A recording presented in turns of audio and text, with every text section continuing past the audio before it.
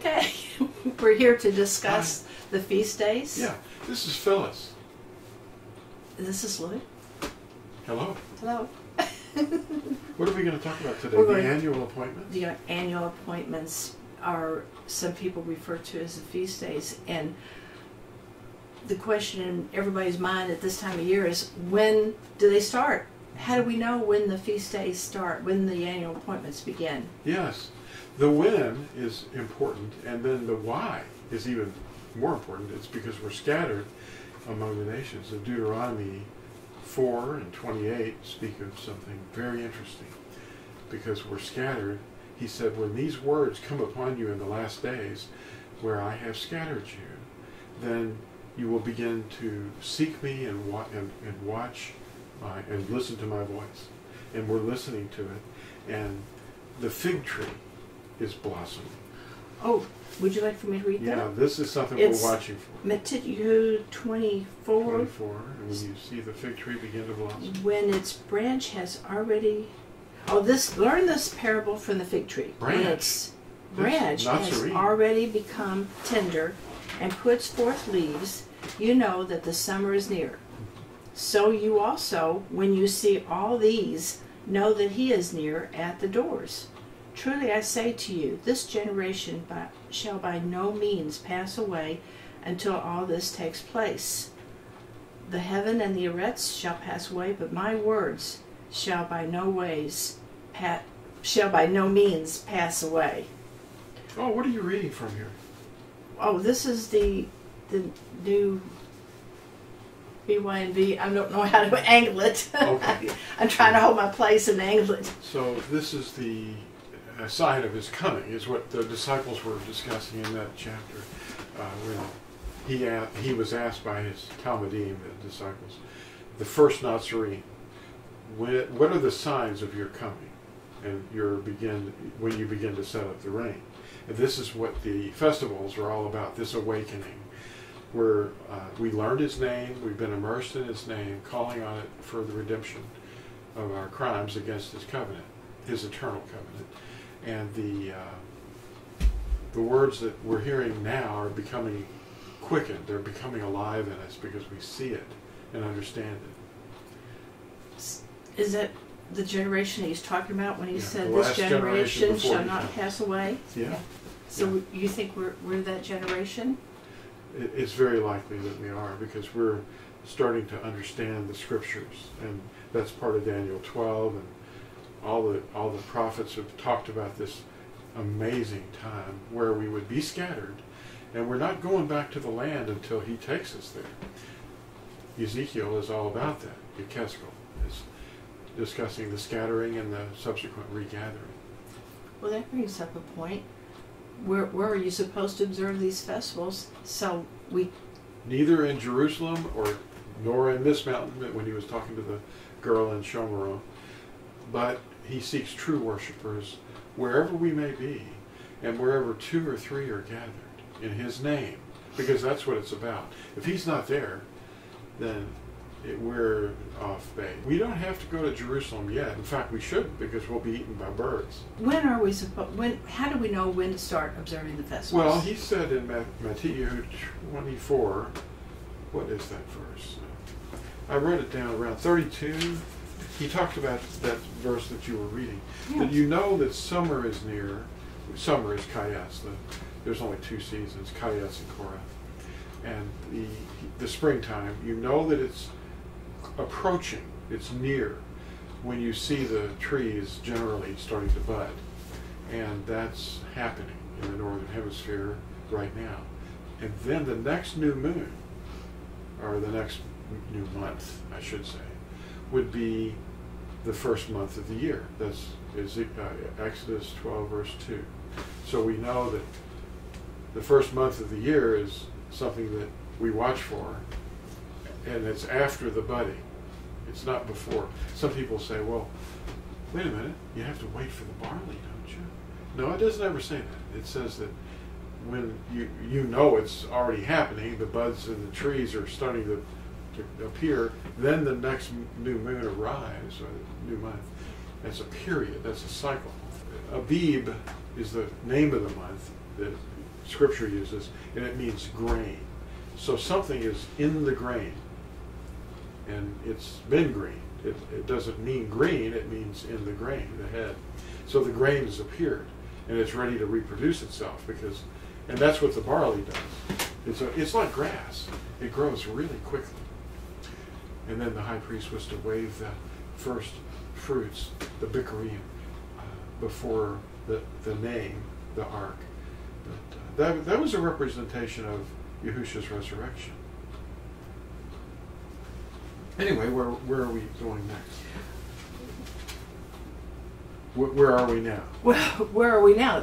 I'm waiting to find out. Yeah, some people start early because they start hearing reports about the land of Israel. But they're hunting. I was waiting to hear you mention the equinox. Is that involved at all? Well, equinox means equal day and equal night. Equal night, actually. Equinox, where the night and the day are the same generally. And there's a moment in time that does happen. Just a day or two before that.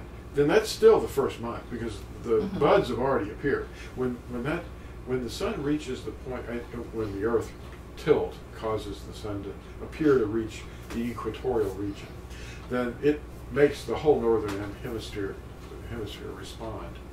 And that's the first month. If you wait another month, you're a little late. So what I'm hearing you say is there's several things you need to kind of keep in mind. The fact that when it's warming up, when the equinox is here, and when the new moon starts. Well, it doesn't mention the equinox in here, except in a general way. It's a tekufa. It's a new cycle of the year, and it's called the tekufa. Okay. And it may be that you have to wait a little bit. It's been a really chilly year this year, and the buds haven't been appearing until later, so there's actually more than 12 moons or months. Okay. So we're out of that, but there's about 3 of those in every 19 years. So then we have our new moon. Yeah. And then that's the month of Abib, as described in the new month. The new month, yeah. The month of Abib. And then that's how we'll know when to observe the sock. Right. And then unleavened bread. That's it all. That's everything. And then how does that relate to the other? It sets all the festivals of the year. The annual appointments are all set from the first month. That's when the first month appears. And then you just have 3 times in a year when you're required to assemble in some sort of a way with some other person in his name.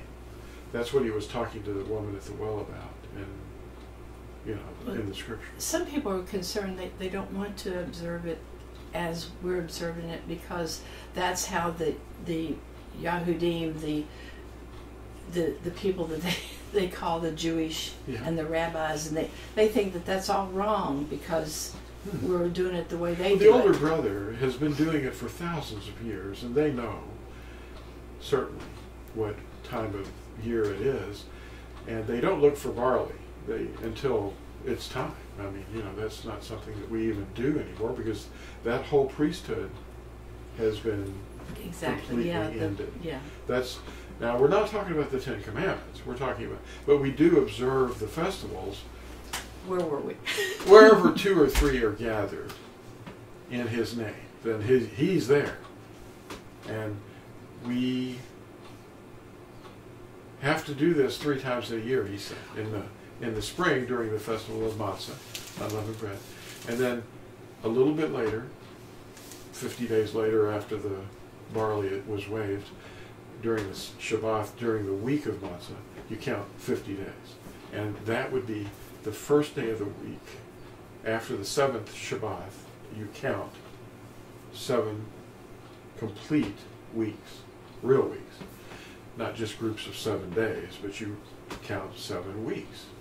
And then on the morrow, the morning after the 7th Shabbat, is Shavuot. That's the giving of the Torah at Sinai. It's our wedding anniversary, and the giving of the 10 Commandments. A lot of people skip that. Christians call it Pentecost, and they may or may not be correct on their timing, the Christians. But sometimes they are. Yeah. Pentecost means count 50. Mm-hmm. Mm-hmm. Sometimes they are right. So we've got 3 times we're supposed to come. Time? Yeah. The third time is, I thought you'd already mentioned that. Sukkoth. Mm-hmm. Yeah. And wherever 2 or 3 are gathered, the 2 of us would be gathered in his name. And he is there. And he's there. We don't go anywhere. What if you don't have anyone? If you don't have anyone there to do it with, and you can't get to them, and you don't know who they are, you need to find out where we are. The Nazarene.search.com. Or you can make a disciple, teach them in your nearby area, which you should be doing. If you haven't got anybody, then you're probably not doing the mission, to teach them. Somebody should be sprouting somewhere near you, It's like the parable when plant the seed. It's the parable when the master went away and he came back and he said, "Where's the profit?" Yeah, where's the increase? What happened? You didn't invest? What happened? And if you just bury your mina in the ground and you don't do anything with it? Yeah. Oh boy. Well, yeah, we all have an opportunity to sow a seed. The commandments, where is that thing? Here it is. There's a lot more detail in a longer video if you want to get this thing. It's called what is that called? It says Yahusha's redemption plan. What? This is a redemption plan? Do you have a card that shows them that? What does what these 7 things mean up here? They mean several things, but look at that. See, this one would be Bikurim, the first fruits. And what's this one on that card? Pesach. That's looking kind of bloody. New covenant. Matzah is a bread color. Begins here. And then Bikurim happens during that week. And then you've got Shavuot, which is right in the middle. And that's the giving of the covenant, the 10 Commandments. And then you've got Yom Teruah. And then you've got Yom Kippur. This is the first day of the 7th month. This is Yom Kippur. And this is Shavuot. Or no, Sukkot. Should I hold that a little closer to the Sukkot. camera? Oh, I'll put it up there. Oh, okay. I'll put a big picture up there for you. Anyway, there's 7 of them, that you have to do. Look at this. This looks like the flag behind us. It does, doesn't it? Now look at that. There's a little doorpost Torah with the 10 Commandments on it. And that's what this is all about. Learning how to love. Love Yahuah and love your neighbor. So that's the redemption plan, is him coming into you, really, and teaching you. You don't have a human teacher. A lot of people turn to the human teachers. We're just here to point the way. It's Yahusha. And this is a picture of Yahusha, is what it is. When Yahuah saw him, he heard a loud voice behind him, like an orchestra or a trumpet, and he said, he turned and he saw him. And people are fixated on what he looked like, but the idea, though, is that he was in the midst of 7 golden lampstands. What would that be? That's a menorah. Here's your lampstands. Anyway, I guess we covered most of it. I think we did. What was there? Something at the end that you wanted to mention? Oh, I did. Yeah. What if you don't have anybody? Yeah. When does the first month of Yahuah's year start, and how that affects all the feast days, because we come before him 3 times, and what if you don't have anyone to come before him with? Yeah, those are very important questions. Yeah. But the main thing is to not argue with each other, and if somebody teaches you a little differently about it, then if it says that, if they say that you're going out to hunt for barley first, it's not written anywhere. Read Leviticus 23 very carefully, around verses 10 and 11, and you don't hunt for barley, He's the barley. Love one another. That's all you have to do. So, thanks for doing this. This is really nice. You know what? I do have one more important question that comes up. People ask me, who can observe Pesach? Oh, you need to be immersed. That's the outward sign of your circumcision by Yahusha. The inward circumcision of your heart that makes you inclined to obey. And if you're still thinking that the old covenant is this kind of thing, like Shabbat, or the Ten Commandments are eternal. You live by every word that proceeds from the mouth of Yahuah. And if you don't, and you're being taught to disobey, then you're listening to the wrong shepherd. And who does observe the festivals, especially Pesach, you want to make sure that you're immersed. And you do that. Just go to some water. Is it hard to find water? For some people it might be, but just get in the water and call on his name, and he will hear you. And then you are sealed for the day of your redemption. That's the most important message. Most important thing that you can do in your lifetime is do that. And lead others to do that. And lead others to do that, yes. Don't come under any human teaching authority. Always turn to him. All right. Thanks for watching. And share the video. Bye now.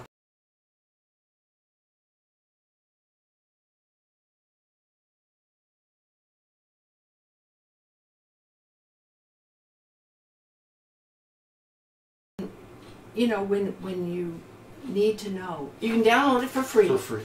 From TorahZone.net. It explains all the festivals, and it even tells you what a moon is and what a month is. Mm-hmm. They're different things.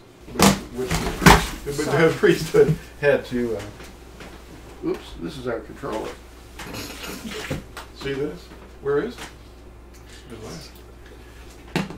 My foot started hurting me. Oh, there you are. You're back again. Okay. My foot started hurting. Yeah, she's suffering from neuropathy. You're going to cut that out.